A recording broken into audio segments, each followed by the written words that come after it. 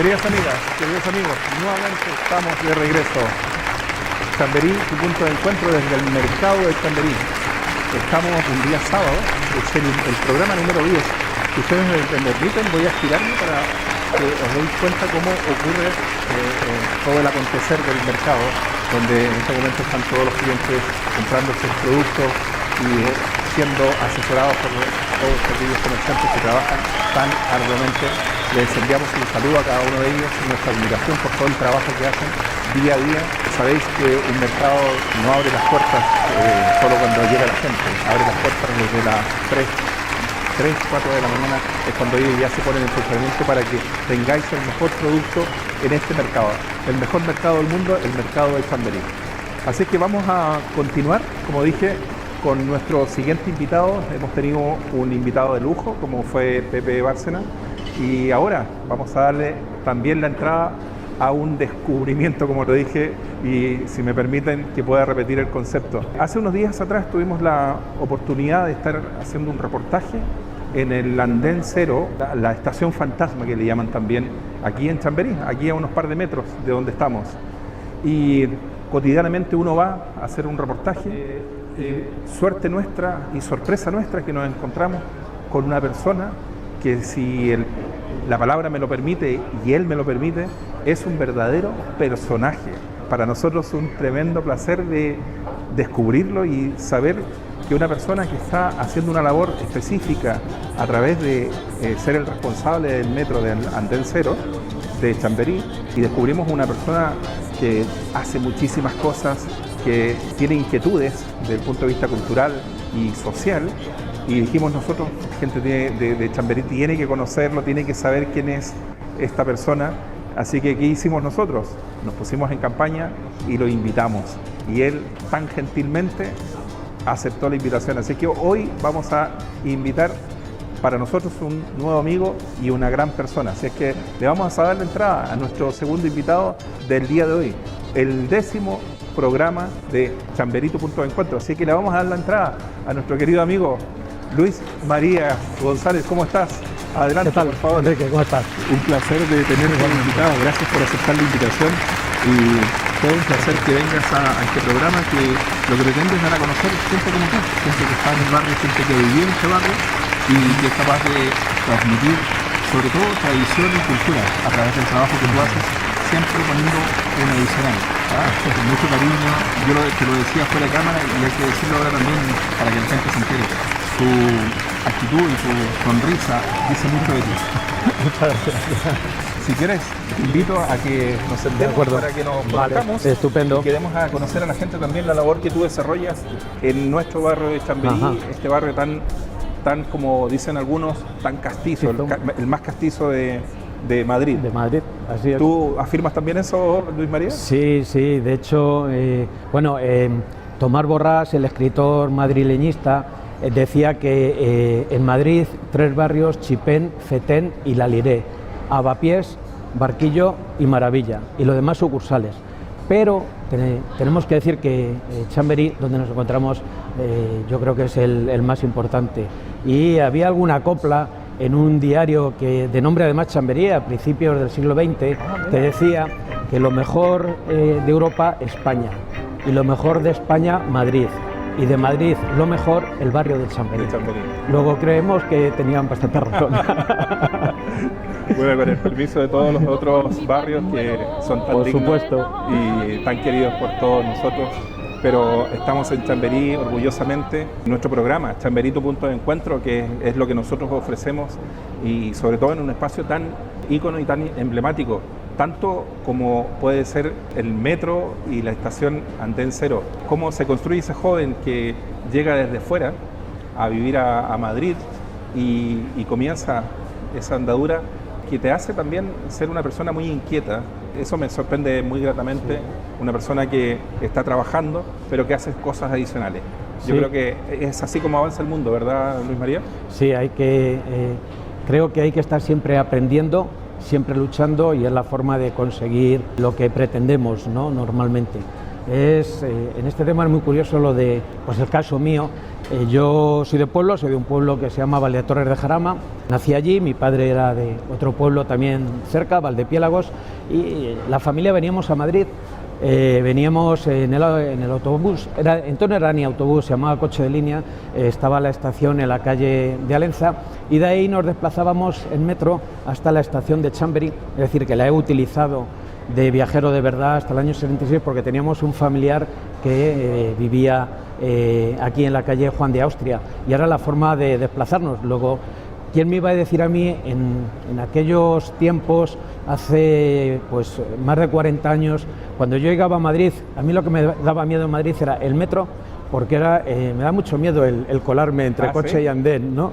Y aquello allí me daba mucho miedo. Eso provocaba mucho respeto, Y, es verdad. Y había otra cuestión que era la de las escaleras mecánicas donde las había, también me daban miedo, pensaba que me iba a enganchar, ¿no? Bueno, pues que me iba a decir a mí que después de muchísimos años iba a estar trabajando en el metro y además de trabajar en el metro, en la estación de Chamberí. Yo te decía que estamos en el mercado de Chamberí, ícono de este barrio, de este distrito, pero la estación no deja de ser de menos, ¿verdad? Porque cuando uno piensa en Chamberí, inmediatamente, si uno se lo imagina, gráficamente es la estación de Chamberí. Sí. Imagino que tú con tantos años trabajando en el metro y ahora como responsable, no ahora, sino que ya del año 90, de 2000. Entré en el año 83, voy a hacer ahora en septiembre ya 39 años. 2012 que estás en Andescero. En Andescero, ¿verdad? Desde enero de 2012. Me imagino que fue todo un desafío, además, con todos los cambios y con el establecer esa estación, recuperarla.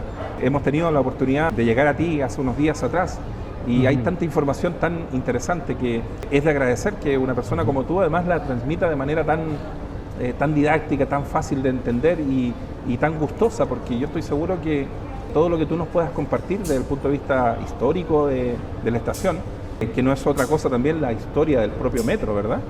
¿Cómo traduces tú ese acontecer que has ido viviendo a lo largo de todos estos años? Ahora mismo la estación de Chamberí se puede visitar como museo, se inicia dentro del proyecto Andencero, se inaugura en 2008 junto con la nave de motores de Pacífico, es una central eléctrica reserva con 3 motores similares a los del Titanic, cuyo cometido era generar energía eléctrica para que el metro nunca se parara y había que llevarlo a través de una galería hasta la estación más cercana, la de Pacífico. Pues son los dos espacios museísticos que se restauran y lo que se pretende es poner en valor el metro. En concreto, centrándonos en Chamberí. La estación de Chamberí es una señal de identidad no solo del metro, sino del barrio. Es una de las 8 primeras estaciones de metro. En 1919 se inaugura en octubre y va desde Cuatro Caminos hasta la Puerta del Sol. Esa estación permanece abierta. Esa estación, hacia finales de la década de los 50 del siglo pasado, se decide que todas las nuevas líneas que se construyan, los andenes tienen que medir 90 metros para que los trenes sean coches de 6 metros, de 15 cada uno, en total 90. ¿Qué ocurría? Pues que las estaciones de la línea 1 tenían todas 60 metros porque en origen estaban proyectadas para circularan coches de 12 metros, cada uno de los trenes fuera 5 coches o de 4. ¿Qué ocurre? Pues que en el momento que se decide que van a circular trenes de 90 metros es preciso alargar los andenes. Se empiezan a realizar las obras y aquí se proyecta, y aquí cuando llegan a Chamberí nos encontramos con un problema, y es que entre Iglesia y Chamberí la curva tiene tal radio que era imposible el poder prolongarla por ahí. Se podía haber prolongado hacia el otro lado, hacia el sur. Nos encontramos la estación de Bilbao.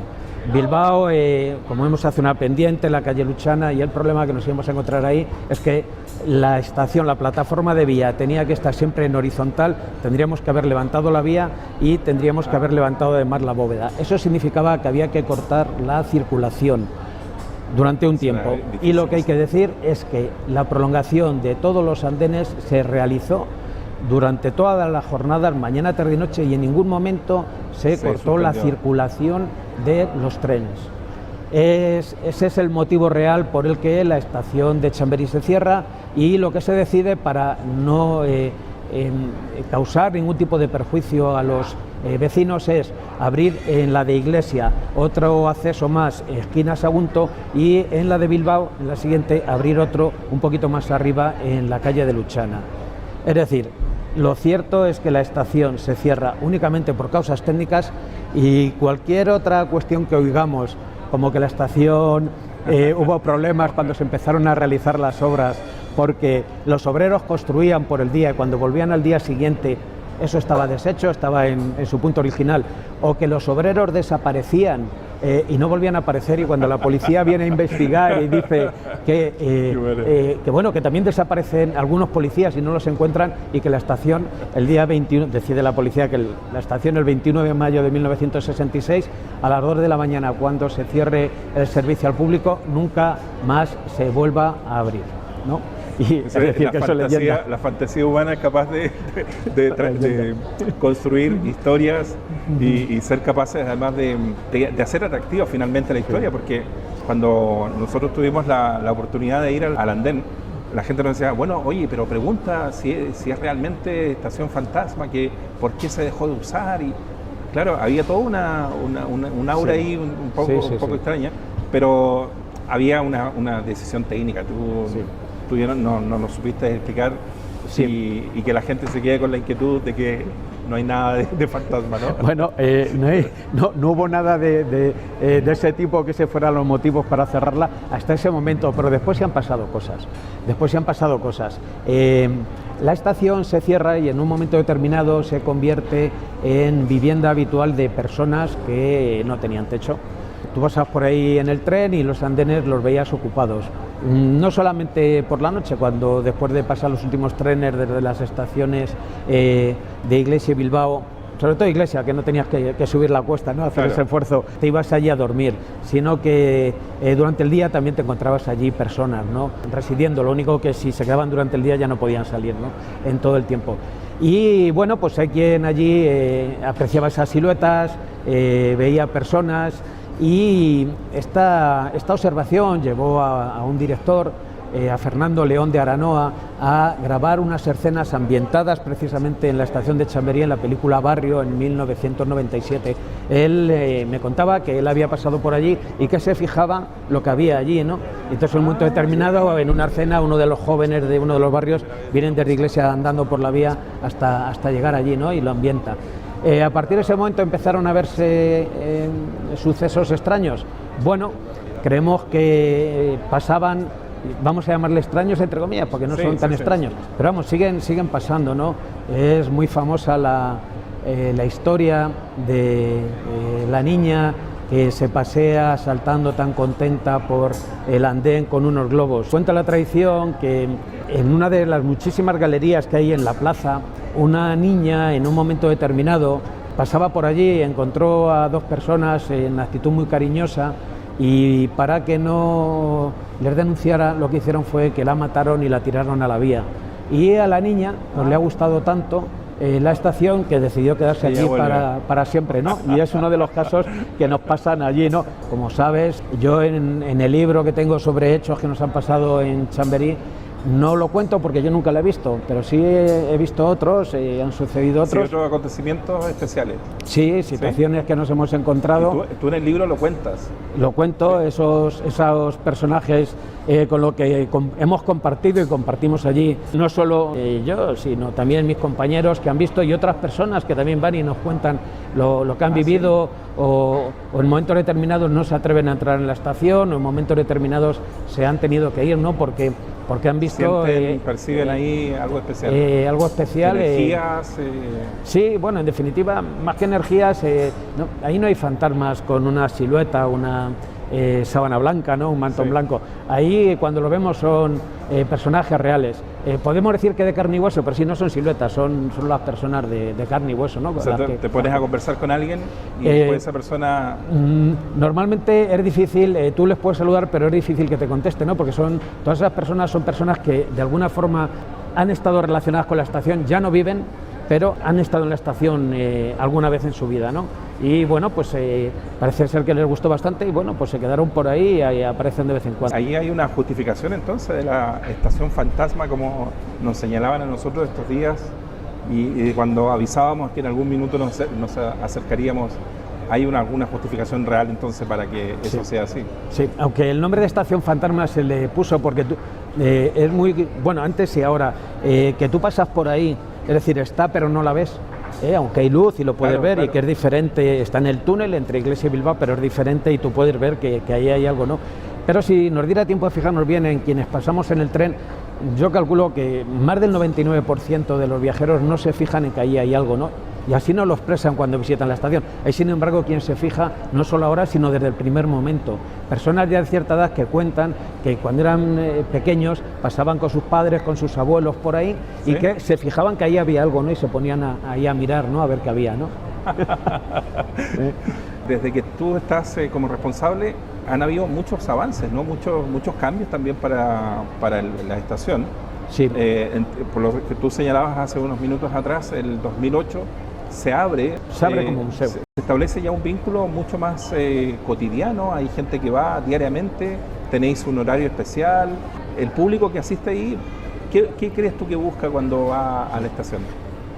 Cuando se inaugura la estación, los primeros que bajaron fueron vecinos del barrio. Los compañeros que en ese momento estaban en 2008 me cuentan situaciones en las que se encontraron, cómo alguna persona llegaba, bajaba ilusionada y además con unos recuerdos muy bonitos y con unas ganas tremendas de que se abriera, porque contaban, lloraban de emoción, y contaba una señora en concreto cómo ella conoció en el metro mientras esperaba a su marido, ¿no? Con el que luego estuvo casada durante muchos años. Toda su vida. Entonces, para el barrio era una atracción, muchísima gente la recordaba, y entonces era volver a bajar y volver a vivir eso que habían vivido. En mi caso también, yo la utilicé hasta el año 66. Siendo niño, pasabas por ahí. Pasaba por ahí, era la que donde me bajaba para venir a ver a este familiar y donde luego regresábamos otra vez.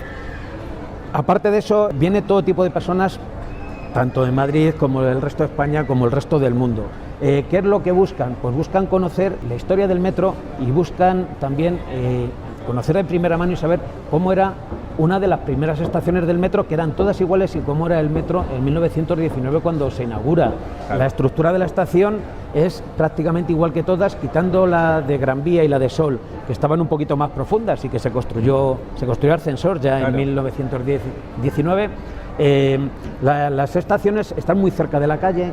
Las estaciones son de muy fácil acceso, tienen un pequeño acceso, tienen el vestíbulo, tú adquirías tu billete, tú ya te dirigías en un sentido o en otro. ¿Y qué tiene de atractivo? Pues tiene algo que no tienen actualmente, y es la decoración, una decoración toda con azulejos, no solamente las zonas de paso, los andenes, sino también las bóvedas, ¿no? El autor de esta idea, el arquitecto Antonio Palacios, que decide que todas las zonas de paso estén alicatadas con azulejo blanco, que si podemos, si bajamos a la estación vemos que está rematado de manera tan perfecta que hay muchos tipos de azulejos. En esas zonas de paso dice, no nos vamos a distraer, vamos para los andenes, y cuando llegamos a los andenes, mientras esperamos a los trenes, vamos a inventarnos algo, algún tipo de decoración. ¿Él qué hace? Él lo que hace es construir en el frontis de los piñones, en ambos sentidos, lo que hace es construir unas grandes franjas con azulejo de la escuela sevillana, florido, cobrizo, reflectante. ¿Alguna influencia especial para que haya decidido eso? Antonio Palacios, su estilo era el eclecticismo. Eso significaba que él cogía de un lado o de otro, y él luego hacía su composición. Él aquí es lo que llamaba las huellas dactilares. Si nosotros bajamos y vemos ese tipo de franjas cobrizas y nos vamos a la nave de motores, también la veremos allí. Si nos vamos a alguna otra estación como la de Tirso Molina, que hay un vestíbulo también que está restaurado, veremos que está allí, que está la huella de Antonio Palacios. Él decía que esas huellas dactilares, tú cuando veías una obra tenías que saber inmediatamente de quién era. Y además él decía que no se nos podía someter a una dieta artística, que no se podía presentar esos trabajos cuando se hacía una bienal, cuando se hacía cada 5 años una exposición, sino que inmediatamente había que ponerlo a disposición del público, de los ciudadanos, para que disfrutaran de ese arte, ¿no? Y además en el andén lo que nos encontramos son una publicidad colorida, unos azulejos pintados a mano que él aprovecha y también le pone esas grandes franjas donde lo enmarca para resaltarlo mucho más. Publicidad que además nos encontramos cuando llegamos en 2005, empezamos ya, 2006, a restaurar la estación y nos encontramos afortunadamente que está ahí porque a principios de la década de los 40 se cambia el sistema de publicidad, se empieza a poner en papel y cuando se cambiaba la publicidad no se quitaba el papel de abajo y tuvimos la suerte de encontrarnos con 10 centímetros y eso supuso que pudiéramos encontrarnos en ese estado que podemos ver actualmente. Sí, es verdad que hubo que restaurarlo, esa publicidad de todas de grandes empresas y muy conocidas porque debía ser carísima la publicidad entonces. De esas capas que tú señalas, ¿se pudo guardar alguna de ellas o se tuvo que romper?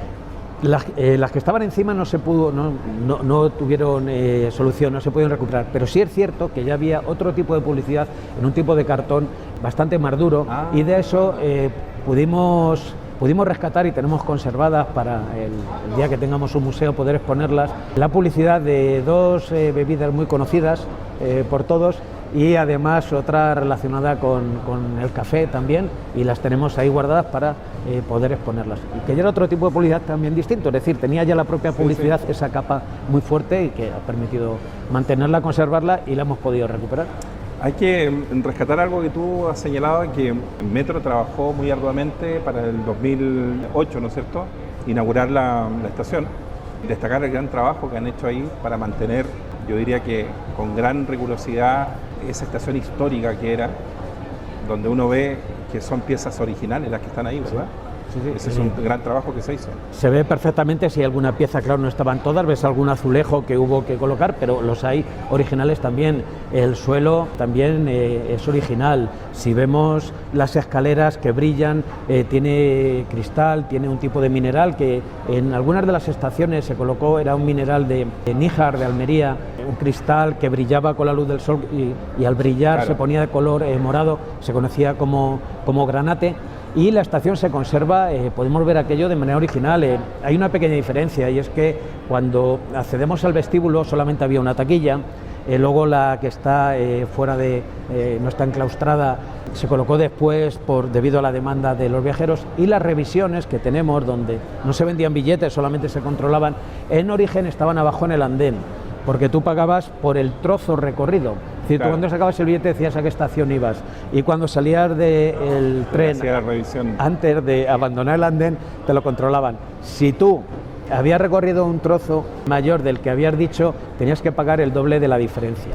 Entonces, bueno, pues estaba ese control ahí y además es un tema que se empleó hasta 1956, a partir de ahí se unifica el precio del billete, hagas el recorrido que hagas, que vale 60 céntimos de peseta, y además tenías que dejarle el billete, no te lo podías llevar, se quedaba en el metro, ¿no? La revisora. Afortunadamente hubo, visto desde ahora, que no lo dejó, que se lo llevó, y tenemos billetes originales de aquellas épocas, de Chamberí, por ejemplo, ¿no? Eso es un buen rescate, ¿no? Un buen rescate. Sí. Yo me he dado cuenta también que el público que asiste, un gran número, es gente joven. Sí. Eso implica que, y Metro como entidad también ha hecho un gran trabajo de difusión ahí, ¿verdad? Para que la gente asista. Sí, la verdad es que desde el primer momento Andén Cero ha sido promocionado, seguimos haciéndolo, hemos realizado una campaña, o estamos todavía inmersos en ella, entregando unos pasaportes donde tú, además de visitar, recibes un sello por cada una de las visitas, además de visitar la nave de motores, de visitar Chamberí. Tenemos otro de los museos que tenemos dentro de la estación de ópera, el de los Caños del Peral, con restos arqueológicos de los siglos XVI y XVII. Tenemos en la estación de Carpetana unos restos también musealizados de hace 13, 15 millones de años, ¿no? Los originales están en el Museo de Ciencias Naturales, pero allí hay reproducciones tanto de flora como de fauna. Tenemos una exposición de trenes antiguos, trenes clásicos en la estación de Chamartín. En Pacífico tenemos un vestíbulo también recuperado de 1923, de la segunda prolongación de la línea 1. En las que no están abiertas al público, por ejemplo, Tirso de Molina, tú en Tirso de Molina te haces una foto y con esa foto la presentas, te sellan esa visita a Tirso de Molina y tú con eso puedes conseguir una recompensa que se entrega en las tiendas de Metro, tanto en la de Plaza de Castilla como en la de la Puerta del Sol. no... Mira qué interesante. Es recompensa, puede ser cualquier objeto o cualquier elemento de metro, ¿no? El que se entregue. Y lo que decías efectivamente, que la gente joven tiene un gran atractivo, además de esta difusión de la que estamos hablando, la verdad es que tiene un gran atractivo porque los jóvenes, claro, no han conocido, cuando se cierra en 1966 no ha conocido el metro como era entonces. Es verdad que hay estaciones que siguen, claro. El sistema que tenemos de los pasos enclavados de salida para que no pudieras entrar, tienes que pisar fuerte la plataforma para poder abrir y que no pudieras entrar por ahí. Es un sistema que bueno, lo hemos conocido también, y los más jóvenes, porque estuvo hasta casi el año 90, ¿no? En algunas estaciones, es decir, que lo hemos conocido, pero y parte, bueno, el sistema de taquillas, el sistema de revisiones, pero todos estos jóvenes lo que pretenden es conocer la historia, esa curiosidad, o esa curiosidad por el atractivo, ¿no? De cómo era el metro, algo que usas todos los días, ¿no? Cómo funciona ahora, va un solo conductor. En aquellas épocas iba una persona que iba conduciendo y otro que iba abriendo y cerrando las puertas, igual que en los autobuses iba un conductor y luego iba un cobrador, que además tenías que entrar por detrás, ¿no? Para controlar bien eso, porque claro, siempre ha sido la picaresca, ¿no? Sí, entonces iban esas dos personas, ¿no? Ahora solo va una. Si vemos los trenes clásicos que tenemos allí en Chamartín, los primeros llevaban la cabina en la izquierda, en el lado izquierdo, porque el metro de Madrid, al contrario que el resto de los metros de España, y solo el de Madrid y algunos del mundo, por ejemplo el de Londres, circulan por la izquierda, ¿no? El resto circulan por la derecha. Como yo digo, los que circulamos bien somos nosotros, los que circulan al revés son todos los demás, ¿no? Y bueno, pues todo eso llama la atención. Cuando alguien baja al metro sabemos si es de Madrid o no, o conoce el metro o no, porque en lugar de mirar que venga el tren por la derecha hacia la izquierda, miran al revés, ¿no? Es verdad. Entonces, es verdad, es un gran detalle. Es un detalle, si te fijas, son detalles de esos, del gesto, de caras que tú te encuentras en el metro, ¿no? Y que la verdad es que da para mucho, ¿no? Luis María, ¿de dónde viene esa pasión? Porque yo lo comentaba, nada más conversar, vemos en ti una gran pasión por lo que tú haces. ¿Cómo desarrollas tú ese...? Porque me imagino que ha sido toda una trayectoria que ha sido paso a paso construyendo, y para encontrar a Luis María de hoy han tenido que pasar muchos años.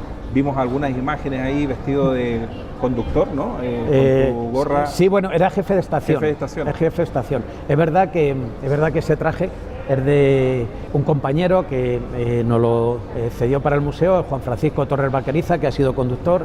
Bueno, lo usamos en los actos que hacemos, los eventos que hacemos en la estación. Ese en concreto me lo ponía para realizar visitas guiadas dentro de un proyecto que fue la edición Recuerda con la Fundación Reina Sofía, y estaba relacionado con el Alzheimer, ¿no? Y se pretendía que todas las personas con algún problema de este tipo tuvieran esos recuerdos, ¿no? Era un homenaje también a ellos. Entonces eso me lo ponía para realizar esas visitas. Es verdad que yo cuando llego al metro en el año 83 ya el uniforme no tiene gorra. Los compañeros en origen, el personal masculino únicamente trabajaba con gorra de plato. En un momento determinado se les pone ese tipo de gorra que se ve en las fotos, que es la gorra teresiana. Pero era un tema muy incómodo, y a finales de la década de los 70 hubo ahí un movimiento, el personal masculino, conductores, personal de estaciones, y hubo ahí un movimiento para intentar que se quitara como prenda, ¿no?, del uniforme, que era obligatoria. Que los uniformes y la gorra, lo que se pretende es que se te vea y se te distinga, ¿no? Claro, de alguna forma de los demás. Claro. Y bueno, yo cuando llego en el año 83, ya un poco antes también, ya no nos dan dentro gorra del vestuario que nos dan de la uniformidad, no llevamos la gorra, ¿no? ¿Y por qué me viene la afición? No por el metro, sino por la historia, porque nunca sabes dónde vas a acabar trabajando, qué vas a hacer. El metro, el abanico de puestos que tiene es tremendo, y entonces podemos trabajar, como así ha sido en bastantes sitios. En el 2010 me llama Carlos Mendoza. Carlos Mendoza es nieto directo de uno de los 3 fundadores del metro, del mismo nombre, y con la idea de que un día tuviéramos un museo en el metro. Entonces partimos de cero, empezamos a recuperar elementos se da a conocer la idea que tenemos, empiezan a ofrecernos más elementos relacionados con la historia del metro, y a partir de ahí es cuando realmente empiezo a estudiar la historia del metro, ¿no? Empiezo a preocuparme por la historia, no solo en los libros, me meto en las hemerotecas, me meto también en algún tipo de imágenes que hay por ahí de la época del nodo, empiezo a hablar con personas que han trabajado en el metro, incluso ya jubilados, y que te pueden contar historias. Bueno, empiezo ahí y empiezo a recopilar la historia del metro, de tal manera pues que he llegado a encontrar como el día que se inaugura el metro, se inaugura el día 17 de octubre del 19, pero hasta el día 31 no se abre, y solamente entre las estaciones de cabecera, no paraba ninguna, como ese día, que he publicado por ahí en algún medio, ya se denuncia la actuación de un carterista. Una señora de la calle Princesa va a la comisaría de policía a denunciar que le habían quitado la cartera, ¿no? O sea que llegas a encontrar, ¿no?, detalles curiosos como esos que no son conocidos, pero bueno, que están en la prensa, ¿no? O sea, nada más crearse ya había tenido... Sí, el primer día, ¿no? El primer día. Un trabajador adicional. Sí, eso ya dentro, pero cuentan las crónicas también que fuera, es lo mismo que pasaba en la calle, que mientras estaban esperando había unas colas tremendas, porque la expectación era tremenda. Ese mismo día, claro, ya en la calle mientras estaban esperando también alguien pues no tuvo otra ocurrencia que distraer la cartera o el monedero de alguna de las personas que estaban allí esperando en la Puerta del Sol, ¿no? Qué curiosidad más reflejo de la sociedad que se vivía y que seguimos viviendo de alguna manera, ¿no? La estación, o más bien el metro que tú has conocido en los inicios a lo que conocemos hoy, imagino una diferencia brutal, ¿no? Sí, es tremenda, ¿no?, la diferencia.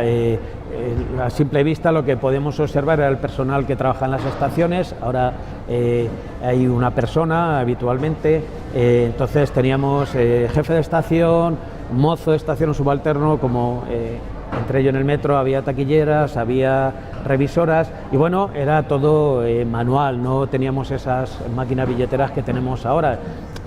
Sí existían, pero de otro tipo, ¿no? Ahora tenemos que irnos a esas máquinas. Hablamos de la conducción de un conductor, de un conductor y un jefe de tren. Solo hay un conductor, ¿no? El personal de estaciones, una persona normalmente. Han cambiado las instalaciones, han cambiado los sistemas de conducción, de seguridad, de conducir todo manual, es decir, el conductor cómo paraba justo delante de la señal, ¿no?, donde estaba en rojo, en blanco, y paraba justo allí, ¿no?, todo de manera manual, a cómo ahora los sistemas de conducción automáticos, además de ser automático ese sistema de conducción, lo que hace es añadir una garantía de seguridad que permite evitar accidentes y que hace pues que todo el mundo podamos... bueno, siempre hemos viajado tranquilos, porque es verdad que ha habido algún accidente, pero mínimos, ese número mínimo en metro, y bueno, siempre bajamos con esa tranquilidad, ¿no? Y cada día mucho más con ese sistema de seguridad. Y hay que decir que a pesar de que el número de personas que están a la vista sea menor, la plantilla de metro está por encima de 7.000 empleados. Y prácticamente en esos niveles se viene manteniendo desde hace muchísimos años, ¿no? Es decir, que ahí seguimos trabajando, aunque no se nos vea en muchos casos, pero estamos ahí, y además con la posibilidad de acudir a cualquier incidencia que ocurra en cualquier momento y atender a los viajeros. Yo siento que es una gran labor la que está desarrollando Metro, y desde nuestro espacio, nuestro programa, damos la enhorabuena por lo que significa también ese trabajo, que se construye historia, se construye cultura también alrededor de los entornos en que nos desarrollamos. Y yo creo que la estación Andén Cero refleja fielmente lo que se ha querido hacer ahí. Y felicitamos también, esto yo lo voy a decir frente a mi cámara, felicitamos también a Metro por tener a una persona como tú, una persona vigorosa, llena de ilusión en cada una de las acciones que tú haces. Quiero decirte que nosotros como medio siempre estamos queriendo descubrir gente nueva. Toda la gente tiene algo que decir, no hay nadie más importante que otro, pero el trabajo de uno es descubrir que esas personas también sientan la necesidad de comunicar. Y nosotros hemos descubierto en ti ese comunicador nato que eres, y agradecemos esa gentileza que has tenido de... he estado con vosotros el día martes, me parece que fue, cuando estuvimos compartiendo. Sí, y Fue el quedamos martes, sí, sí. con una atención exquisita que nos diste en tu propia espacio, ¿no es cierto?, Ahí. tu trabajo. Y qué mejor que nosotros poder invitarte a este espacio que nosotros hacemos con tanto cariño y con tanta ilusión. Por supuesto. Te hemos recibido con todo el cariño del mundo. Así lo he sentido. Y qué decirte, yo creo que te emplazamos a que poder seguir construyendo no solo historia, sino que también futuro, para que el metro, el mercado de Chamberí, el distrito también siga con el mismo entusiasmo que se está haciendo hasta el día de hoy el trabajo en cada una de las entidades. Así Muchas que, gracias. Ya solo queda invitar a visitar no solo la estación de Chamberí, sino el resto de museos de metro. Conviene, y más desde que comenzamos con la pandemia allí por marzo del 2020, reservar. La página es museosmetrodemadrid.es y entrando ahí es la forma de que tú acudas con la seguridad de que vas a poder acceder sin ningún problema, indicando además que todas las visitas son guiadas, que las visitas como tal son gratuitas, pero haciendo la observación de que tanto en el vestíbulo de Pacífico como en la estación de ópera, el Museo de los Caños del Peral, y en la estación de Chamartín, la exposición de trenes clásicos, es preciso haber accedido primero a la estación con un título de viaje válido, un título válido de transporte.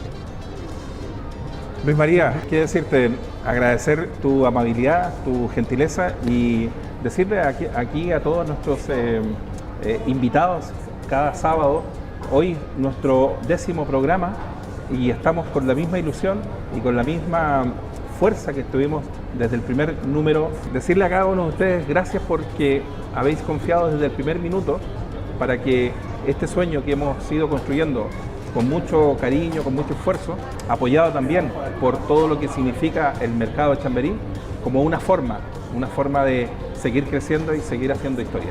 Así es que aquí, con la ayuda de mis compañeros, le vamos a dar un aplauso como se merece a nuestro invitado. Y si mis compañeros me permiten, me puedo levantar, ¿no? ¿Sí? Vale, gracias. Igualmente. Muchas gracias por gracias. este momento que nos has regalado.